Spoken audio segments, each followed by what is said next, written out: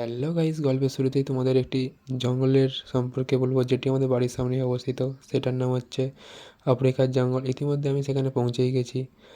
তো সেখানে পৌঁছে এতটাই ভয় লাগছিল যে আমি বাড়ি চলে এলাম। বাড়িতে এসে আমি আমাদের উপরের কয়েকটি গাছের সঙ্গে দেখাশোনা করে নিলাম। তো তারপরে কয়েকটি রসগোল্লা খেয়ে বেরিয়ে পড়লাম একটি মহান কাজ করতে, মানে কাঠ কাটতে। তো দেখতেই পাচ্ছ রাবণের কোড়াল। তো কাঠগুলি দেখেই তো আমার মাথা পুরো ঘুরে গেল। তাও কি করব, কষ্ট কষ্ট করে তো কাঠ কাটতেই হবে। তো গামছা টামছা পরে পুরো রেডি হয়ে নিলাম কাঠ কাটার জন্য।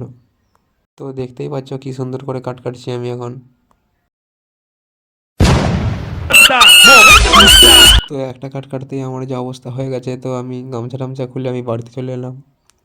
তো দেখতেই পাচ্ছ এটি একটি ঠাকুরের মূর্তি। এটি আমি অর্ডার দিয়েছিলাম অনলাইনে, তো এই কিছুদিন হলো এসেছে।